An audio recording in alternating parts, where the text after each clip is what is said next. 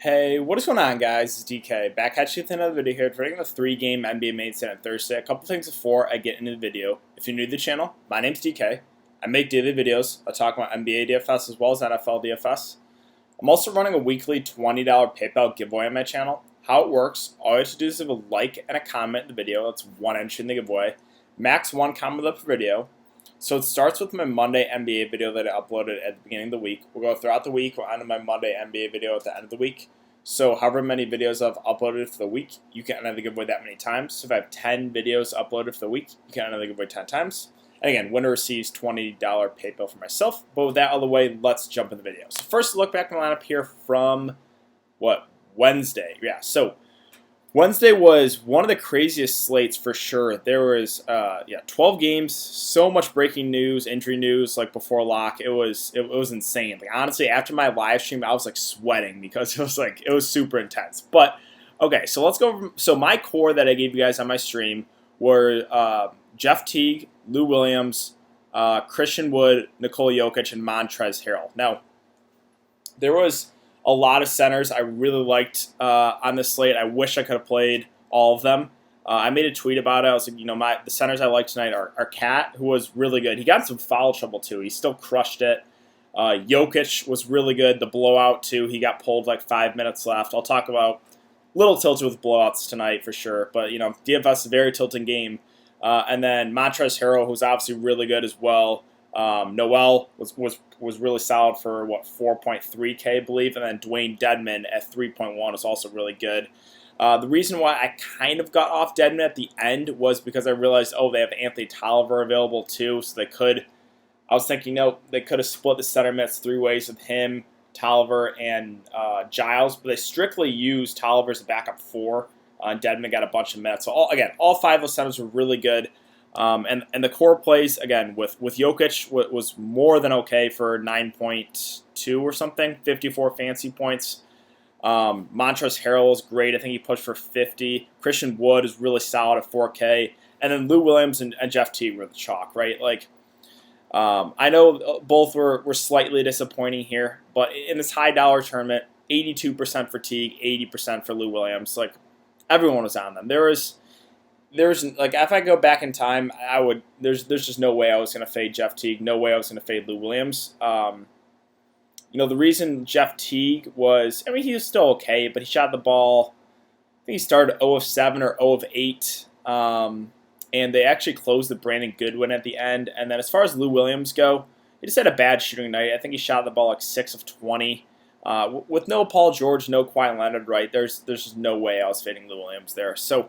With that core, I think that was a pretty solid core. Hopefully you guys won some money. Now, I switched up a little bit again with all the centers I liked. I ended up going Noel over Montrez.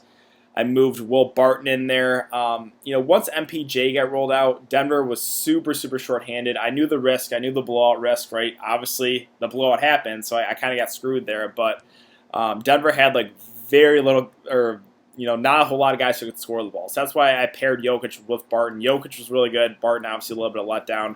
Sabonis, I really liked him. He was a little bit underpriced. This game looks like it's turning into a blowout too, so he might not get his full run. I originally had Aldridge in here. I messed around with a few things. There's just, Aldridge is really good too, by the way. He has 32, I believe, at halftime.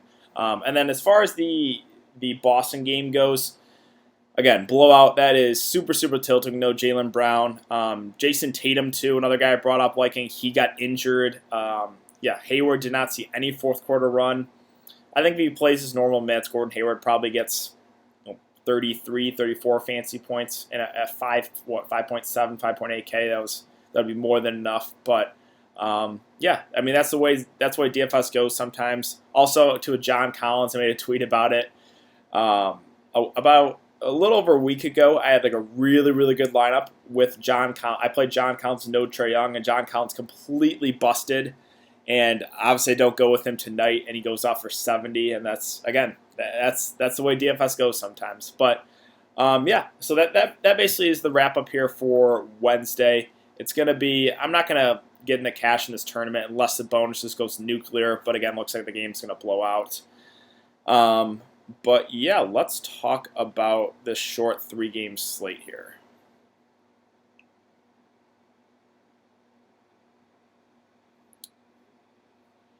All right. And probably after this, right after this video, I'm probably gonna reset my bankroll. I've talked about it a few times in my video now. It's always never a bad idea to reset, kind of, start from scratch. I'll probably take out 500, 550, maybe leave like 50 or $100 in there and just go from there. Never a bit. Again, you never had to feel like you have to play a certain amount of money every single slate. It's always okay to withdraw, kind of reset, and go from there. But okay, let's talk about this 3-game slate. So let's look at some numbers that are out right now. I guess we only have one game that's out right now, with the Wizards and the Cavs sitting at 232, with the Cavs favored by 1. So this slate is, it's a pretty interesting one. There's a lot of different ways you can go, right? Like this Washington-Cleveland game, not going to be, very fun to watch, but two bad teams that don't play a whole lot of defense. So there is, some appealing games there, or some appealing plays, I should say. You have the Lakers guys underpriced going up against Brooklyn.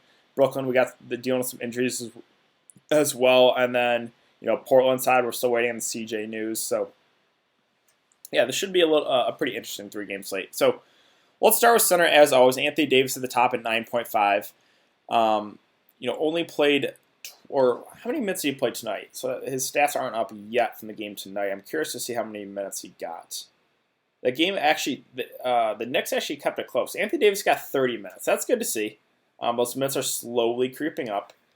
So we'll see if he has a minutes restriction here in this game. It is a back-to-back, which is slightly concerning. But 9.5K for Anthony Davis is a very, very doable price tag. So something to keep an eye on for sure. If he's going to be, if there's no minutes limit, I would have a good amount of interest there in AD at that price. Also, really like Whiteside. Dealing with a groin injury, but looks like he's going to be good to go. 8.8, that price is creeping up, but I still think there is upside here. Dallas just lost Dwight Powell, so he'll be matched up either like Maxi Kleber, maybe a little bit of Kristaps at times, or Boban, right? So still think Whiteside has upside there at that price, and especially if CJ gets ruled out, he'll have to do more offensively there. Kristaps, I don't think I can go there yet at 8K. They've been easing him back. Only played 27 minutes that first game back. So, as of right now, I can't do it. I still think they're going to, take it easy on his minutes. Tristan Thompson, 7.3, more of just a GPP play. I know he had a really good game that last game against the Knicks, but most of the time, he's not a huge upside guy. He will have upside games every once in a while, like that game against Detroit, this game against New York. The issue is you're paying a premium for him, right? Now, Jarrett Allen, this is a pretty interesting play because we have Nicholas Claxton, who has been backing up Jarrett Allen last couple games with no DeAndre Jordan. He's doubtful. We have DeAndre Jordan questionable. If both of them can't go, Brooklyn is very, very thin. They don't have any other options. I don't know what they're going to do at center, if they're going to run Karooks as a small ball 5, or I don't know what they're going to do. But if DeAndre Jordan can't go too, Jarrett Allen, they might extend him to 30 plus. So I think he would be very much viable if DeAndre Jordan can't go. Again, Claxton doubtful. Don't expect him to go. Jan Mahimi at 5.2.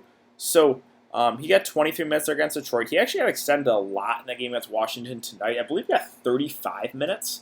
So it looks like Washington's pretty comfortable giving Mahimi some decent run. That game against Toronto was a blowout, so I wouldn't be super concerned about that 19 minutes there.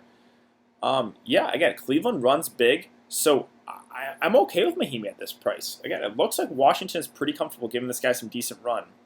Nance is a backup to Love, and Tristan Thompson has been playing well, but I don't know if I can pay 5.1K for him. Now, Maxi Kleber, I do have some interest in with no Dwight Powell.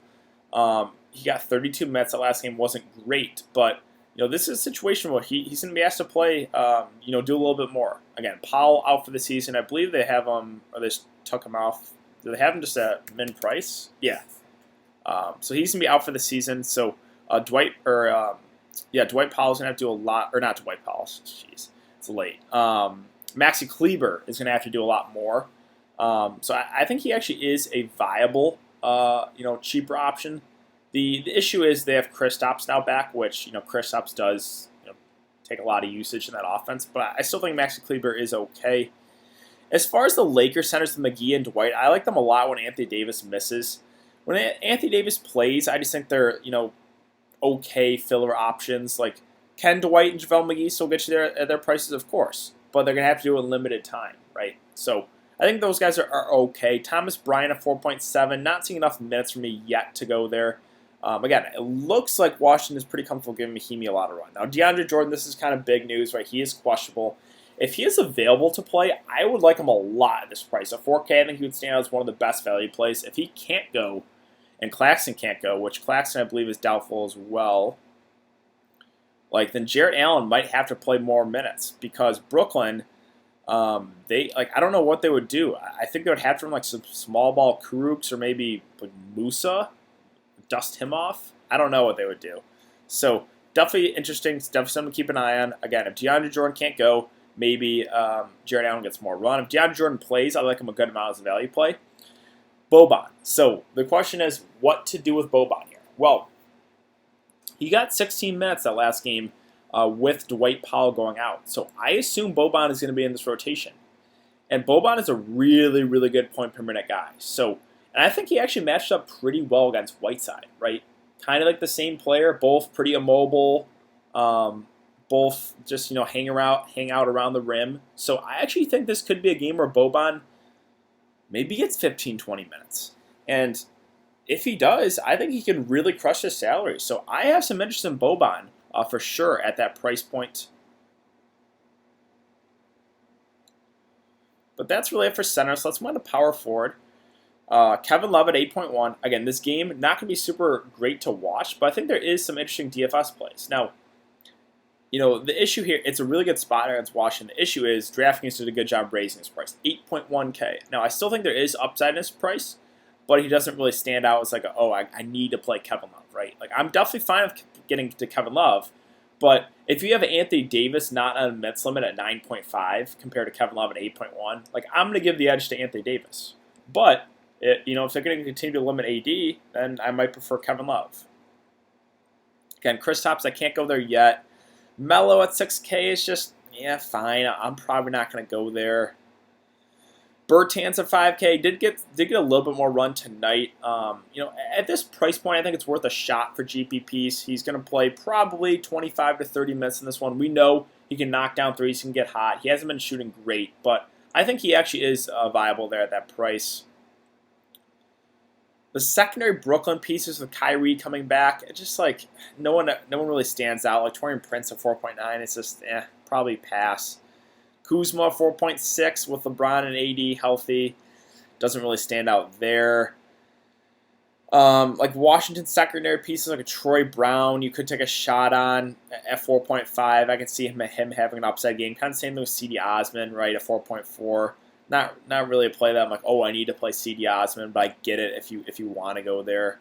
Now, Trevor Ariza does intrigue me here at 3.5K. Terry Stott said that he expects Trevor Ariza to be the regular starting small forward, which is pretty good to see, right? 3.5K, if he's going to step into that Kent Bazemore role and play 30-plus minutes, I think you have to have interest in Trevor Ariza at this price. So right now, I think he does stand out as a really solid value play if he's going to start.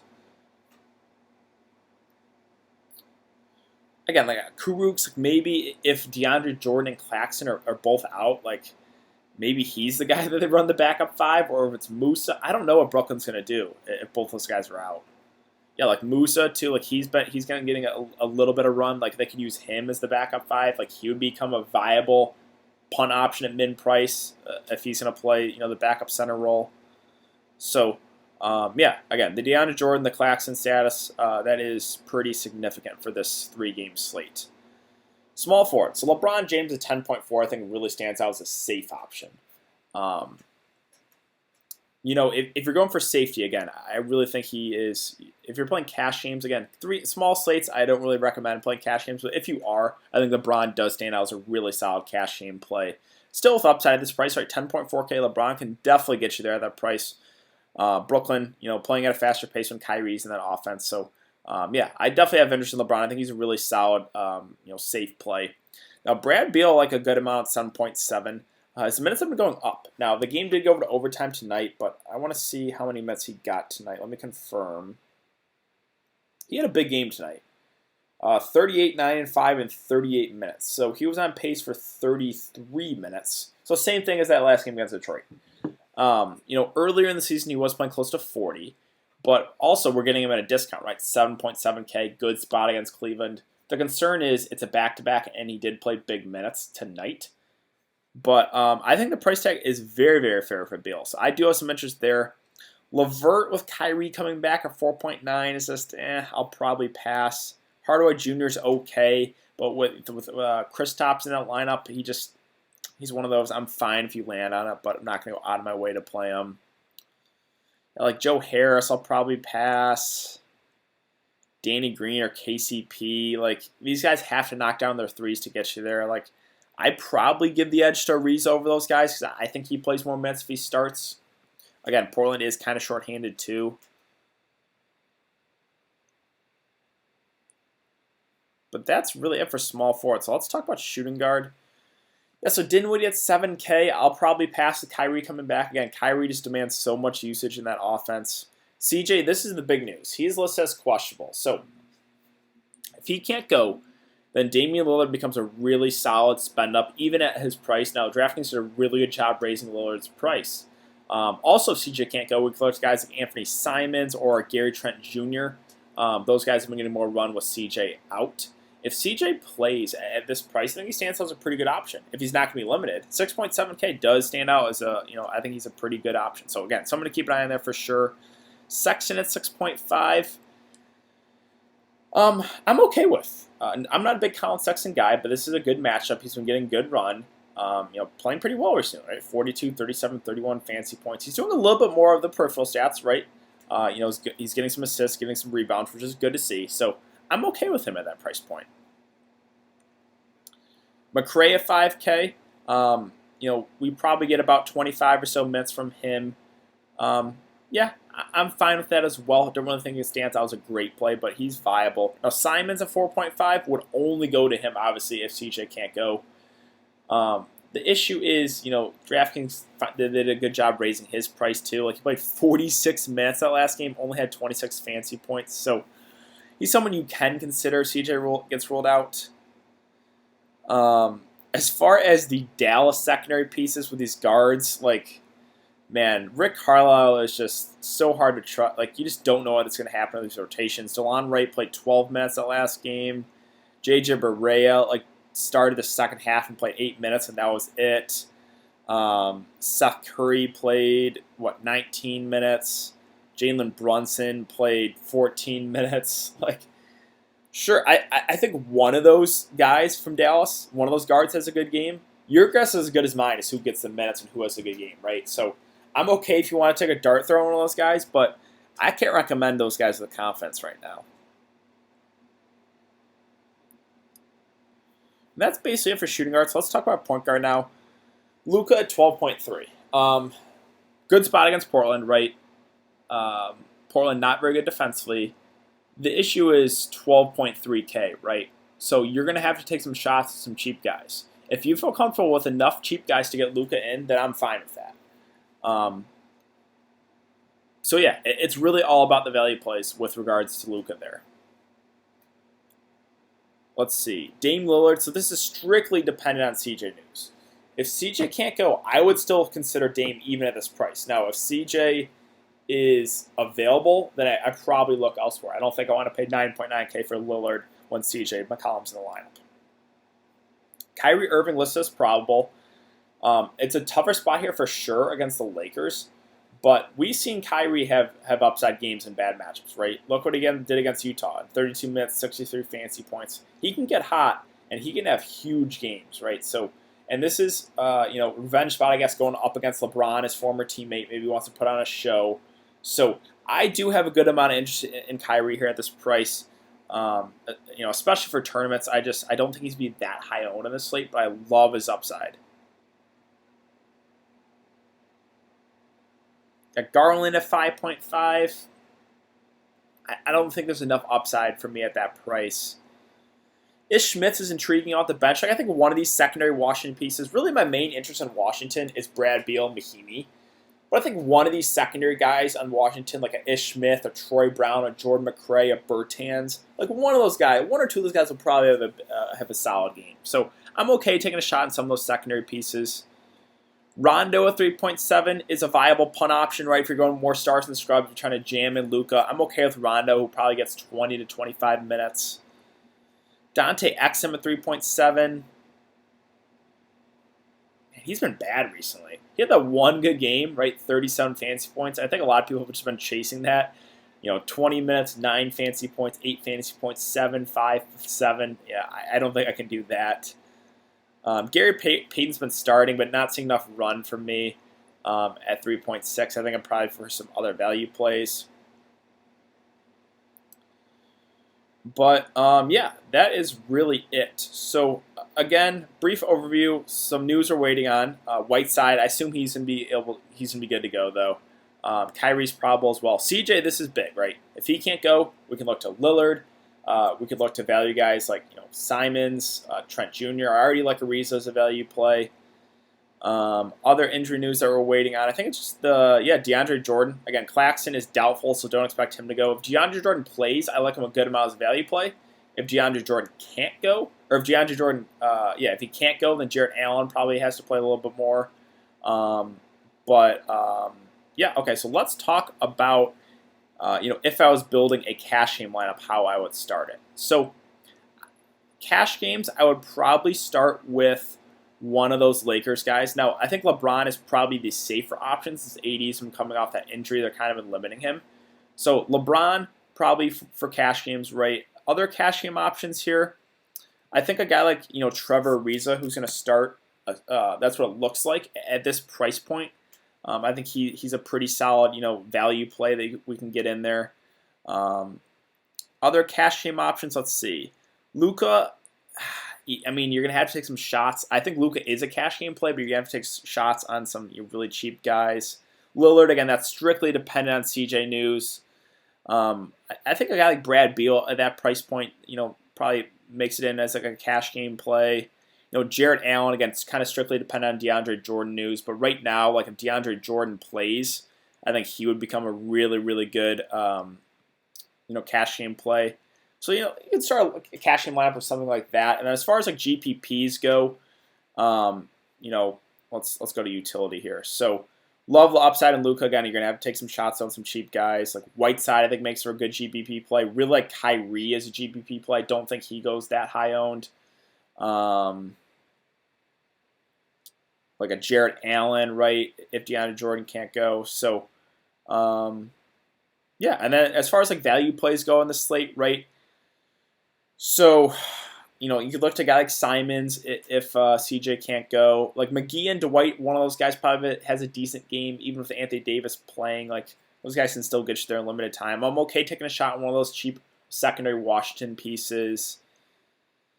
Again, DeAndre Jordan, if he plays, I think really stands out at that price. Boban, I think Boban really stands out. More of a GBP option, though, because I think there's a chance he only plays like maybe 5 to 10 minutes. But I think he matched up well against Whiteside. So I do like Boban a good amount as a GBP option because if he gets run, right? Like, look at this. 10 minutes, 28 fantasy points. 8 minutes, 13 fantasy points. 20 minutes, 29 fantasy points. He's a really, really good point per minute guy. So I do like Boban a good amount there for GPPs. Other cheap options like Rondo I'm okay with. Again, Ariza, if he starts, I think stands as a pretty decent option. So, that basically wraps it up for this, for the short 3-game slate. I think that's going to do it for today's video, guys. If you have been enjoying the content, would really appreciate it if you could like this video and subscribe. Again, if you want to get entered in the giveaway, all you do is a like and a comment in the video. It's one entry in the giveaway. I'll be back for another video to break down I think we have a pretty big slate for Friday, so I'll be back for another video then. So thanks again, guys, and I will see you guys later.